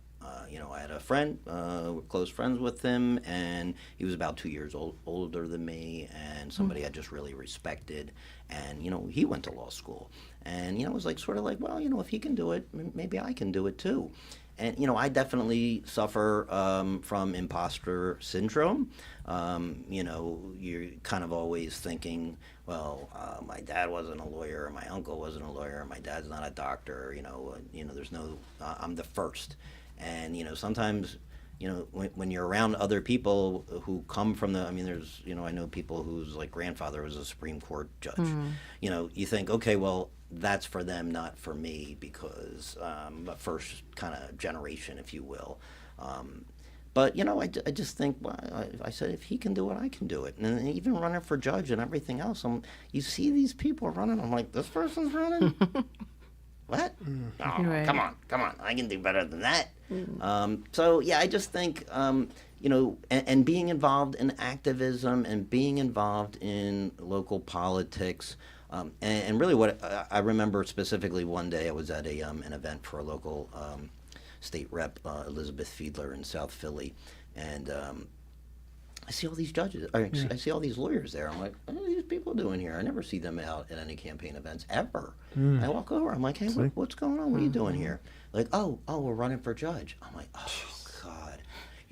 And then 2 years would go by, like they would maybe run, not win or whatever. 2 years, never see him again. Never at any events, never in the streets, never nothing. He's and big then, on that. I'm huge on that. And then they're back again in 2 years. I'm like, you just start thinking, you got to step up. We all have to step up in whatever capacity that is. Yeah, I'm huge on that because for me, I feel like you're being disingenuous to the people that you're asking to vote for you. I like to see that you're out. I like to see that you came out, that you're here on the show. And we always say we have a great reputation of whoever come on the show usually gets in, right? Oh, thank you. And so, but I do want to know, since we're on that vein, why do you think when it comes to judges, right, you don't hear a lot of campaigning from judges? Why don't you, if we even look at what happened in this past election, we're talking about the presidential election, you didn't hear a lot even about judges, right? And so why do you think that is? The community, the city, it's not even just Philadelphia. When we talk election, we never hear about judges. Why do you think that is? I wish I knew the answer. I really don't know. I very much just look at it like, okay, we learned this in high school. You have the legislative branch, you have the judicial branch, and then you have, the executive branch. Co-equal, even though Trump thinks he's Trump thinks he's up here. Below that are legislator, and even below that are the judges. The judges are just puppets, and as far as he's concerned. And I think my daughter and my wife both have less rights today than what they were born with, as a result of judges. Wow. And so I don't know, I guess people don't really feel the impact unless they are directly impacted. And that's part of the problem too, is like when you're picking a jury in Philadelphia, there's a standard, about 12 standard questions that get asked to every potential juror, to make sure that they're going to be fair and impartial and unbiased, just like the judge is supposed to be. Yeah. And, one of those questions is, have you ever been a victim of a crime? Because maybe you're going to be, I think all people, should, all criminals are guilty, and, if you're arrested, then that means you're guilty. And then, you have other people, people who have been convicted of crimes. And so many times the same hands are up. People have family members or even themselves that have been victims of crime, and then they might have family members who are incarcerated at the same time. So, it's such it's not just like, well, you're either on this side or you're on that side. It's really not like that at all. Both of those things are super intertwined. Yeah. And, those same people, they want to be safe and they don't want to be victims of violence. On the other hand, if they have a relative, that ends up in the system, they want to make sure that they're going to be treated fairly, get the help that they need, and, that any incarceration is sort of, to me, the last thing. Now, don't get me wrong. There are, you're going to be soft, don't cry, we're going to let everybody out, all that. That's not, the people, unfortunately, you know, that you do need to protect society from, they're usually easy, you know, to kind of figure out. Because everyone's going to come before you and say, I'm never going to do this again. I'm going to, you know, this is my only time I'm ever going to be here. And some people that's going to be true for, and other people it won't, no matter how many resources you throw their way. So, you know, I really do think that, you know, giving people those opportunities, you know, to be rehabilitated. So again, so many people have never even been into a courthouse, so they're not really familiar with it. Maybe they see it on TV, you know, with the daytime dramas or stuff. But I think for the most part, people just, you know, they don't know about it because they're not impacted by it. And it's not until you get impacted by it do you all of a sudden realize how important it is. Yeah. So you said it's 3 spots. It's 3 spots For municipal court. for municipal court. And how many people do you know yourself that are running? You know, it just changes and Okay. fluctuates Yeah, yeah. so much that I almost like stop paying attention. You know, and people would constantly ask like, well, how many people are running? I'm like, well, let's see who gets on the ballot first, Yeah. and let's see who, you know, drops out, and let's see until all the smoke clears. But you know, there are obviously more people running than there are That's right. seats. Got you. Yeah. Got you. All right. Well, there you have it, ladies and gentlemen. Excellent. Yes. This Yes. Did I talk too much? I should be- No, No, you- not at all. Did great. You was great. Fantastic. We want to thank you for coming to the show. Thank you for having me. Before we leave, why don't you let everyone know how they can find you, get in contact with you, and again, your ballot number. You can't forget that now, you know, so that's great. Well, So I'll yeah. tell you, I got my little jingle if you want to hear it. Yeah, let's hear it. Sure. Yeah, Let's we hear wanna the hear it. jingle. All right, so I'm this is what I always say. I say, you know, you may know I'm also a huge music fan. I just love music, live music. I'm not a musician myself, but just love it. I'm sure you have all heard of Gamble and Huff. That's right. Shout out to Gary. Absolutely. Shout out to Philadelphia. Philly, Yeah, yes. Philadelphia Absolutely. soul. Oh, yes. So I am saying, don't gamble, vote for Huff. Is that a good one? I like it. I like it. Yeah, and FF stands for Fairness First. I like it. And so, yeah, you can call me on my cell phone, 215-432-7311. My email is michael.huff.esq@gmail.com. Our website for the campaign is www.huffforjudge.com. All right. So you got to promise that once you get in, that you come back to the show. I will. Oh, fantastic. Absolutely. Fantastic. Thank So- you so much for having me. This is so cool. I love this. No doubt. We Talk Weeklies after the talk with WPPMLP Philadelphia 106.5 FM. We Talk Weeklies after the talk with your boy Charles Gregory and the beautiful Classy Lady Sparkle. and the beautiful Lady Esther. and the gentleman Mike Huff. Mike Huff. Mike Huff running for judge, and we love to have the people that's in the community that's doing some. Yeah. Things, some real things, like you said, we're nonpartisan. So we don't care what you are. If we see you in the streets, and you doing the work for the people, we want you in there so you can represent and be the true leadership for the people. Yeah. So I don't want you guys to go anywhere before we leave. Let's see what we're going to do. Let's bring one of our young journalists back up. We don't want you guys to go anywhere. When we come back, we got good news and bad news. But for right now, we got our Ella that's coming up. Talk to you a little bit about her civics and what she's doing right now. So don't go nowhere. We'll be right back, y'all. News, reporter Ella presents a new recipe that can help feed the community. Over to you, Ella. Thanks, Willow. Now that fall is upon us, what's not a better way to start the fall season than an easy and simple recipe? Pumpkin bread is the most delicious and easiest food you can make for yourself, family and friends, and your community. Take a look. Today we're going to make pumpkin bread, so make sure you screenshot this recipe and let's get started. First, preheat your oven to 350 degrees. In one of your bowls, mix your flour, baking soda, baking powder, salt, and pumpkin pie spice. With your fork, mix. Now with your second bowl, mix your sugar, oil, and applesauce with a whisk. Once everything is mixed together, add your pumpkin and mix again. When everything is mixed evenly, combine both mixtures together. Make sure you scrape everything out so nothing is wasted. Now mix evenly until there's no lumps. After that, you want to set that aside and grab your bread pan. Lather some butter all around and add a little flour and spread it around until it looks like this. Now you want to pour the bread batter into the bread pan. Make sure you scrape everything out so nothing is wasted. Cut a line in the middle and it's ready for the oven. Make sure you wear oven mitts and let the bread bake for 60 minutes. Once the 60 minutes is up, take it out of the oven and let it sit for a few minutes. When the bread pan is safe to touch, use a straight edge to separate the pan and bread.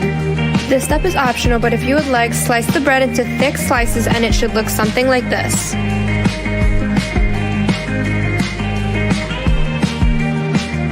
You are all done. Dig in and enjoy your pumpkin bread. This pumpkin bread is the perfect way to feed your family, friends, and your community. Willow, what did you think about this recipe? I think that this recipe is perfect for the rising fall weather. Substituting the egg with the applesauce is a great option for others with an egg allergy. Thanks, Willow. I'm Ella Guanzon reporting for Youth Civic News. Back to you, Willow. Back to you, Willow. Shout out to Willow. Shout out to Ella. Shout out to all my young journalists out there that was part of Youth Civic News. Civic Putting together News. their program now so we can make sure that we get that out there to the world and see all of the fantastic work they have been doing. We are very proud of them. Shout out to They're doing great things too. Yeah, they're doing some excellent things. Shout out to Lawrence Hills out there that has been, working with them and doing some things. And we got some big plans for Youth Civic News. And so, without further ado, Before we do that, we had some awesome interviews. Really had some great conversation this evening. That's right. I mean, like his jingle, what was it? Don't gamble with Huff. Yeah. Don't gamble, vote Huff. Vote Huff. Don't gamble, vote Huff, right? I liked it. Yeah. Yeah. And then Monique with all her letters and philanthropy. And so I think we had great conversation. All right. That's all I wanted to say. All right, well, come on. You ready for me? Always. All right, well, give it to me early. All right, I got some good news and some bad news. So the good news is the Statue of Liberty is not going anywhere. I know y'all heard about this. Wait, was she supposed to? I know. I missed it. All right, that's why you got the good news and bad news, Lady S. Dot. Oh, yeah. All right, here you go. A few days ago, a French politician suggested that the U.S. is no longer worthy of the Lady Liberty, which was a gift from the France about 140 years ago. So French politician Raphael Glucksmann said in a speech, "Give us back the Statue of Liberty. It was our gift to you, but apparently you despise her. So she will be happy here with us," Glucksmann said. The White House brushed back on comments and said to France, "Instead, you should be grateful for the U.S. supporting during World War I and World War II." That was a clapback, right? All right, so quick background on the monumentum, the Lady of Liberty. The Statue of Liberty was a gift from France to the U.S. The original design was a black woman. Did y'all know that? No. Yes, it was to celebrate the emancipation of the slaves. The U.S. disapproved the initial design of the black woman, and they altered it to resemble more of a European woman, aka a white woman. So many people don't see this either on the Statue of Liberty. If you look at her feet, there's chains that were broken. So you wouldn't notice them unless you're really looking for it or someone told you about it. They were purposely designed to mark the end of American slavery, which had been abolished by the 13th Amendment in 1865. The statue was conceived just after Civil War, and completion was 21 years after the Emancipation Proclamation of 1863. So that was a lot to unpack right there. They wanted the Statue of Liberty back. The U.S., they wanted it back because of the Trump administration. And the Trump administration, which represents the USA now, clapped back and said they need to be more grateful to the U.S. And for people who didn't know, the Statue of Liberty was a black woman. Right, Yeah. All right, your next story. This one right here, I think y'all going to like this one. This is some good news. You may be eligible for the pandemic era stimulus check. So according to the IRS, 1.1 million people have an estimated $1 billion of unclaimed refunds for the tax year of 2021. So this means that they didn't claim it or they left it blank. So if you did not get a stimulus check during the pandemic, you can claim that on your taxes. They must file their taxes returns by April 15th to claim them. If you're eligible, you can get up to $1,400 if the money was not claimed. If it isn't claimed, it goes to the U.S. Treasury. Y'all got any questions about that? Nope. I don't remember getting me a check. It's just like, and I guess with A COVID, lot of people, it's going to slip a lot of memory. yeah, I I slip in can't- mine. I might have to check into this one. All right. Did y'all hear about the man shot in South Philly? Which one? Right. Well, this one, yeah, there were a couple. So a man shot in South Philly by police. He was walking the street with a BB gun. The unarmed 36-year-old in the city's Point Breeze section was carrying an airsoft-style rifle BB gun. It started, it started when two sheriffs and an inspector from L&I knocked on the 36-year-old man's door, and they were confronted at the door by an unarmed man who approached the door with a rifle. The armed man, not unarmed, the armed man took off on foot when he got to the door with his rifle. And then he turned with the weapon at one of the officers and fired. And when he was struck on the right side, he was immediately taken to the hospital by police. Deputy Commissioner Frank Venor said the suspect remains in the hospital, and the 46-year-old officer who fired his shotgun is on administrative leave pending the outcome of the investigation. Of course, after they've looked at the crime scene, they realized that this was a air shotgun BB gun, airsoft rifle BB gun. Yeah. Oh, that's a shame. Well, I'm glad So- that he didn't die. Yes, that part. I wonder if he shot him to kill him or just to wound him, to put him down. Smart cop. If he paid attention that he didn't want to kill him, but just shot him to. But how do you even handle something like you can't? The way these prop guns for movies and BB guns, they look so realistic. Like that's the point. well, no, back in the day they would like put like an orange tip on them or something just to like decipher what they were. You wouldn't see can't- that in a movie though. Yeah. Not in a You wouldn't see that movie, in a yeah. movie. But I mean, they make them to look realistic, and most people know when you have those guns, they look realistic, so you're not supposed to do anything. However, you know, you make a choice to do certain things that's it wasn't meant for, and then you sometimes have to pay the consequences for that. I think even didn't ASAP Rocky, he said his was a prop gun too. Oh, I don't know. I can't remember. Yeah. All right. Well, I got some. This is good news, but bad news if y'all don't get it done. All right, y'all. Listen up to this. This is about the Real ID.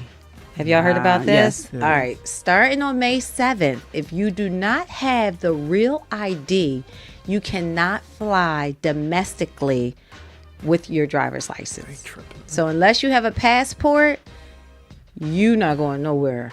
So you can still go with your passport. Yes, Okay. you can Need use one your or the passport. other. Yeah, you cannot have you can't have your state ID, like your state driver's license or your state non-driver's license. If you're trying to go domestically, you're not gonna get far. Because a lot of people only, it's like, oh, I only need a passport if I'm traveling internationally. But now you're going to need a passport to travel domestically also if you don't have a state ID. Correct. Yep. So you got to have one or the other. Yeah. So also, you cannot enter a federal building that Without it. requires an ID. So you'll no longer be able to use your driver's license if you need to go to the Social Security office, or downtown, when you going into that office, you got to go through a lot. You know, the whole metal detectors and everything. So if you don't have your real ID, you're not going through. Why? Why is that though? I don't understand why. The real ID? Yeah. I think it's for security purposes now, because they're feeling like a lot of people have, and this is even before the Trump administration. Like, I remember this was like 2 years ago they started this, where a lot of people are able, non-documented people, immigrants, aliens, I should say, they're able to get fake driver's license now. So now I think they've revamped it where something on this card is able to look like considered the real ID. And if you're trying to get your real ID, you got to have your 6 points. Your 6 points are your Social Security card, your birth certificate, and 2 proofs of residency, like your mortgage, your lease, your utility bill, bank statements, those type of things. Yeah, I was going to say that I did the last time I had to renew my license, when I got there, they asked me if I wanted this. I was like, what I need to do? Because normally you just need, when you would get your driver's license, you would just need that your money order. That's it. Your, And renew it. Your birth certificate. But now they were like, oh, do you have a bill in your name with your address on it? Your car registration. It was like other forms of documents to show that you actually live here. Yeah. Now, do you have your real ID, Stace? I do. Oh, awesome. I See, don't. she It's had gonna me. be hard I for don't me to have do mine. Well, either. because when I went, that's what I'm saying. When I you had went to to renew- my driver's license expired, so when I went to go renew it, they gave me the option, like, do you want to do this? And I remember one of the ladies at this said, she's like, well, do you have a passport? And I was like, yeah. She's like, well, you don't need to do this then. But in my mind, I'm like, let me just do it because my passport, I'm not walking around with it. Yeah. And I'm going to forget about that. So if I do need to go somewhere and it's like, oh, this doesn't work, I just don't feel like having that hassle. So Hold on, I wait, just did it. Wait. I would've So done it too. if you don't have, so you can't even drive without that? Yeah, you can drive, but like Spark was just saying, going into certain buildings or something like that. Like, and I'm not going to remember all of that because my passport is something I only bring it out the house if I know I'm flying internationally. I haven't adopted that habit of just having it. Right, that's not something I'll carry Now, with me. Here's a question that I didn't investigate. Are they going to switch it where eventually everybody has a real ID? Because what Charles just said made sense. It's like if you're driving, then yeah, because they're accepting that. But if you're going domestically anywhere through TSA, through the international airports, or if you're going to any federal or state buildings that require ID, you're going to need a real ID. Yeah, why not just make all of them one thing? Yeah. Why is it two separate Right. things? I don't know. And then I got it. I'm looking at it. I'm like, what's the difference? Like, how do you know if it's the real one or if it's not? And I think it's just You have full airports that divides real ID from what you gonna call it. So how are they going to change that too? Or? I don't know. I'll get back with y'all. All right. I got a bonus for y'all, and I call it Philly Spark Note. All right. Y'all like that? Yeah, Philly Spark Note. All right. All right. So this Philly Spark Note will always be something about what's going on in Philly. North Philly has just installed a bike lane, but get this, on a sidewalk. You knew about this, Lady Estee. So you will see them on the sidewalk along Erie Ave between Broad Street and Old York Road. This, they say, is in hopes to provide safety for the cyclists. So in 2023, preliminary data indicated that 10 cyclists were killed in Philadelphia due to traffic deaths. There are mixed reviews of the from the residents, especially within that area. One local man tells Channel 10 News that the name says it all. Sidewalk. For people to walk, not to ride bikes. The Bicycle Coalition of Greater Philadelphia supports these initiatives, citing potential reduction in traffic-related fatalities and injuries. I'm on the fence with it because, one, that cycle. What is it? What's the name of that organization? The Bicycle Coalition Gosh, of Greater Philadelphia. They give me a headache every time. They worse than PETA? I know. Yeah, Jesus, they just and I feel like, first of all, the amount of bike. I feel like Philly always try to emulate another city. Yes. And the amount of bike lanes they have been putting in the streets when our streets are only this small anyway, they were in the way. And so I used to be like, why ain't y'all riding on the sidewalk? I mean, if the sidewalk is big enough, I think it needs to be a dimension or some type of, a space where it says if the sidewalk is this big, then you can have a bike lane or something. But you got to They're get not them that bikes big out the down street. Erie Ave, though. You got to get them off the street. I'm kind of torn because Me too. I understand the deaths with the too. cyclists. I understand that, and I can sit here and tell y'all right now, I've hit a couple. Okay. Jeez. Yeah.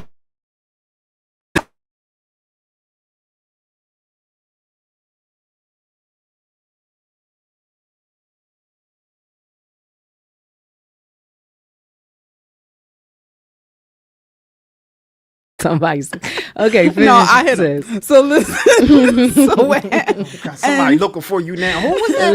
No, they was both cool. They wasn't hurt. Nobody had to go to the hospital. I had little small fender benders, but they could have been bad, right? Yeah. I even was at a red light. Story is baloney. You bike run into my car. I was looking at this guy on Is Baloney. You people must be idiots. What are you doing? My car was like, spills his red juice all over. Side mirror goes, and I'm just like, I had to get out the car and say, "Are you okay?" Because I wasn't even moving. But if he was hurt, it would have been my fault because I'm in the car and he's not. But at least you asked them, because everybody be like, "Yo, look what you did to my car." Don't even be caring about the person. He kept going. I got out and I ran around the side, looked at the car, and he was halfway up the block. I'm like, "Are you all right?" He's like, "Yeah, I'm sorry," and he kept going. But now I'm thinking about the people on the sidewalk. So. Because people are walking on the sidewalk. Kids are playing on the sidewalk. So now you're going to have bicyclists flying up and down the sidewalks where children could be playing. I guess it's like, so what happens now? Elderly people are walking. You know, the funny thing is when I think of my younger days, ride my bike, I rode on the sidewalk. We did ride on the sidewalk. And it protects the kids because you have kids who's been riding in the street and getting hit in the street. So if the kids are riding on the sidewalk, it's like six in one hand, half a dozen in the other. I guess they figured a bike accident with a person walking is not going to be as deadly as a bike accident with somebody That's what driving. I was going to say. However, I mean, like, at the same time, you really not going to be going fast because them bicyclists, they think that they're cars. So they be going fast. Mm-hmm. So, but I think I agree with your statement. I think that it's not going to be fatalities like it is. But I don't even think that gonna get hurt. I don't think they're not going to die. I just don't think they're going to be on the sidewalk like that. I think they still going to opt for the street. So I think that organization. What's the name of that organization again? The Bicycle Coalition of Greater Philadelphia. I think that some of those people that's in there must have some connections with the city or judges or something like that, because the amount of things that they have gotten it really makes me give a side eye. Like how? I mean, they literally closed. Well, what is it? Martin Luther King Drive for them. That blew my mind. I'm like, yo. That's why y'all better vote. I'm with you though, Charles. I feel like instead of trying to emulate what other cities are doing, just look into what's going on here and create something that works for us. Because they've changed these bike lanes and look like this is like the third change we're about to have. Yeah. They keep trying to implement something and they keep finding that it's not working and then they got to change it again. How about you got to get off your bike to be in certain areas? You better walk it. Like, you know what I mean? Like, you just got to have their own pathway. Just like they got cars, what's they the got name their of this own organization again. Because 90% of those bike riders don't look like us. Yeah, I know, but I guess because they're on a bike and it's not a motor vehicle. The same way we have to yield to pedestrians, we have to yield to them. Yeah, they get the first. They get first. They are in the way. And it's the Bicycle Coalition of Greater Philadelphia. Yeah. All right, y'all. That was your good news and your bad news from your classy girl. Wait.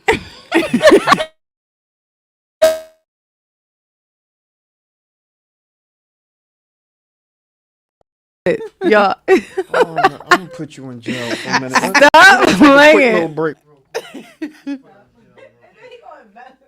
Bike. There we go. All right. That was your good news and your bad news from Classy Lady Sparkle. Our good news and bad news. Got Classy Lady Sparkle on your boy Charles Gregory. The beautiful. Classy Lady Sparkle. Beautiful. Lady S. All right, give me your news, Lady S. Dot, so we can get out of here. All right, I just got y'all know me. I just want to run through some stuff. What's happening in Philly? What's going on? I remind everybody we're still in March. I know it's the 22nd, but it's not done yet. So this is still Women's History Month. All right. So if you haven't had an opportunity to check anything out or do anything, you still have a chance all the way through March 30th. At the National Constitution Center, they're having special daily programming all month long to celebrate women's history. Exhibits, the Four Harriets.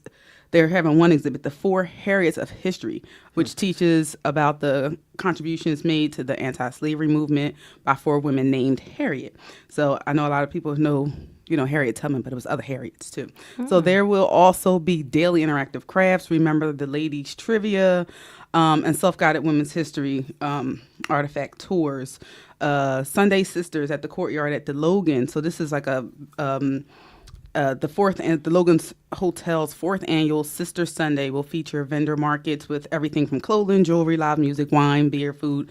And this event is free to attend. It'll be from 11 to 2 p.m. And then through Sunday the 30th, Women for the Greater Philadelphia Women's History Month event. So the Women for Greater Philadelphia will present their 2025 awards at the Laurel Hill Mansion in Philadelphia from 2 to 5. The event ceremony will also include a panel discussion and reception to engage with all the award winners. So definitely check that out. It is free and also open to the public. So go uplift our women this month and just give them a little encouragement. Other things coming up in April, we have the Pin Relays. That's always popular here in our city, which is April 24th to the 26th. Monster Jams is coming back. The kids love that, so get tickets. That is going to be at the Lincoln Financial Field, April 26th. And we had the Manning Young Street Eat Food Festival. I don't know if you guys have ever attended this, but this is a fun outing. And they have some good stuff over there. That's April 27th, so check that out. We also had the African American History and Culture Showcase at the Pennsylvania Convention Center, April 19th through the 20th. And then there's been giving you guys all the restaurant weeks. Now we have the Dine Latino Restaurant Week coming up, the spring edition from April 6th, cool. Yes, to the 12th. And then there's a chef conference that they do that kind of travels the country, and it's going to be here in Philadelphia, April 4th through the 7th, at the Study Hotel at University City. Chefs, y'all. And y'all can like go and taste and everything else. So check out some of that. That'll be cool. But one of the bigger things I want to let you guys know about is the 5 bridges in Philadelphia area to be evaluated for collapse risk by the NTSB, the National Transportation Safety Board. So the 5 bridges in Philadelphia area should be evaluated for collapse risks. This came about a year after the ship struck the Francis Scott Bridge in Baltimore. You guys remember that? Yeah. Causing it to fall into the Maryland's Pasco River. So because of this, the NTSB wants 68 bridges across 19 states to get a vulnerability assessment to see if they're at risk of collapsing.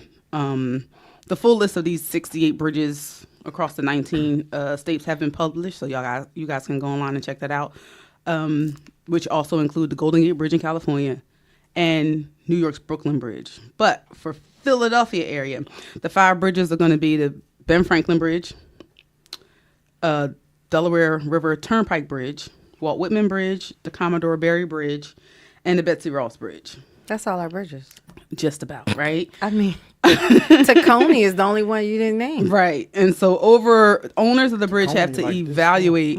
Yeah, it is small. Yeah. They have to evaluate whether the structures are over the acceptable level of risk. Now, important disclaimer, just because the bridges are on the list to be evaluated does not mean that they're at risk of collapsing or going to or anything like that. The NTSB is simply enforcing owners to do these evaluations, to check whether or not the bridge meets the American Association of State Highway and Transportation Officials acceptable level of risk. So the NTSB is not declaring these bridges as unsafe for clarity, but rather identifying the need to determine what the risk would be in the event that they got hit like that other bridge got hit, to make sure, you know what I'm saying? So it's like, okay, let's test it out, see what would happen if this happened, and kind of get ahead of it. So I definitely appreciate that. I know y'all at the biggest question y'all want to know about is while these 5 bridges in Philly area have been included in to be conducted in this assessment, and the report does not specify a timeline or potential impacts of daily traffic, because I know that's the biggest question. What is about to happen, right? So it's unclear right now when the assessments will take place, and the potential impact on daily traffic will depend on the findings after they do the assessment. So if they find things and then repairs and stuff need to be made, then that's going to determine when that's going to happen and what traffic's going to look like in this city. I'll keep y'all posted on that. I'm still in jail. Was your mic off?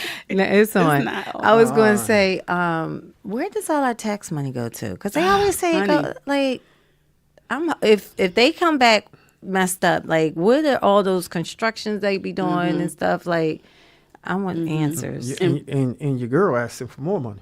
Yeah, and like I said, bridge owners. So I'm wondering if the bridge owners would be the people responsible, because like the Delaware Port Authority, for example, that's the owner of the Ben Franklin Bridge, and that's one of the ones I'm concerned about most, because that is like really, really high in traffic. That's our bridge connecting us to New Jersey, and that bridge was built in 1926. So effective this year, that bridge is 99 years old. So yeah, let's look into that.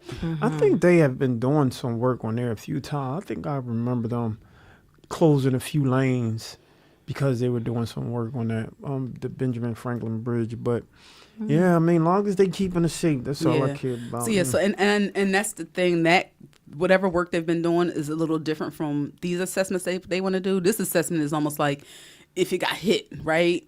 So they're looking at like the I got you. So they're How looking at like the strong are they? piers.